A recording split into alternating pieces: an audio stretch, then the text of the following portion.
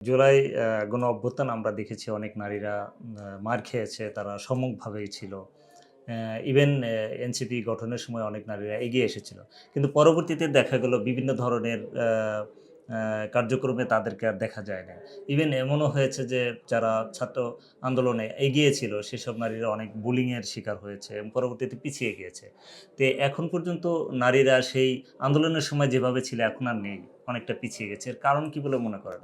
একটা স্বতঃসিদ্ধ ব্যাপার হলো যে আমাদের মতো দেশে নারীদের জন্য রাজনীতিতে অংশগ্রহণ করতে পারাটা তুলনামূলকভাবে চ্যালেঞ্জিং। পুরুষদের থেকে এটা চ্যালেঞ্জিং।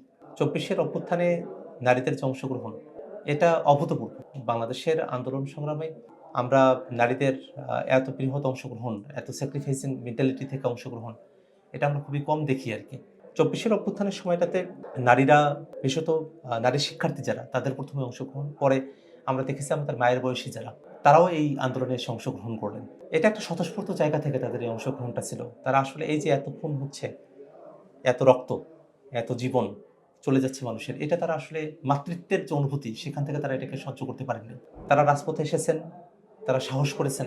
এমন অনেক সাহসী সচিত্রভাবে আমাদের কাছে এসেছে।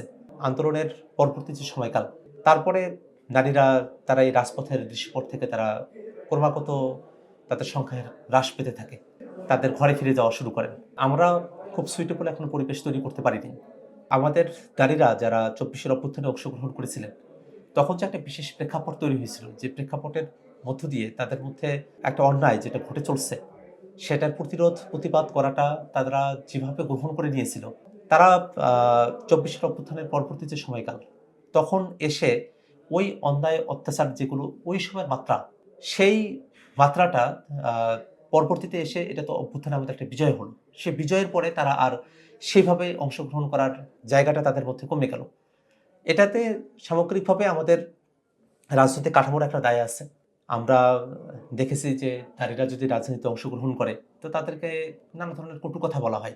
সাইবার হ্যারাসমেন্ট খুবই কমন একটা বিষয় হয়ে দাঁড়িয়েছে। এটা সকল দলের সকল নারীর ক্ষেত্রে এটা ঘটছে। এমন ঘৃণ্য অপবাদ তাদের ব্যাপারে দেওয়া হয়, যেটা আসলে একজন নারীর মানসিকভাবে শক্তি আর থাকে না। তো এই জিনিসটা আমরা কিন্তু এখনো কমাতে পারি নাই। এক দল আরেক দলের ব্যাপারে করছে, সেই দল আবার অন্য দলের ব্যাপারে করছে।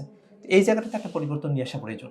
নারীরা তারা যাতে একটা সমান অংশগ্রহণের সুযোগ পায়, সেজন্য আ বিশেষভাবে নারীদেরকে আমাদের সাহস দেওয়া এবং নারীরা যাতে একটা এনভায়রনমেন্ট পায়, যে এনভায়রনমেন্টে তারা নিজেদেরকে নিরাপদ বোধ করবে, সেই এনভায়রনমেন্ট দিতে পারাটা আমাদের জন্য ইম্পোর্টেন্ট। আমরা যদি নারীদেরকেও সমান তালে আমাদের সাথে রাখতে চাই।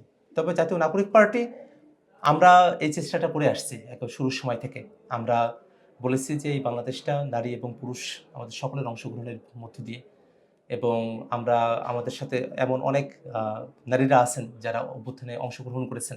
অনেকে চাকরি ছেড়ে দিয়ে এসে আমাদের সাথে অংশগ্রহণ করেছেন, রাজনীতিতে আছেন, নিজেদেরকে সম্পৃক্ত করার চেষ্টা করছেন। আমরাও চেষ্টা করছি নারীদেরকে শুধু নারী হিসেবে না, বরং তার যে যোগ্যতা এবং দক্ষতার জায়গাগুলো আছে, সেগুলোর মূল্যায়ন হিসেবেই রাজনীতিতে তাদেরকে গুরুত্বপূর্ণ জায়গায় রেখে শুধুমাত্র সামনের সারিতে থাকবেন এমন হিসেবে না, বরং তারা রাজনীতির সর্বত্র থাকবেন, রাজনীতিটাকে পরিচালন করবেন। তেমন একটা জায়গায় নারীদেরকে নিয়ে যাওয়ার জন্যে যে কার্যক্রম, সেটা আমরা জাতীয় নাগরিক পার্টি আমরা অব্যাহত রাখছি।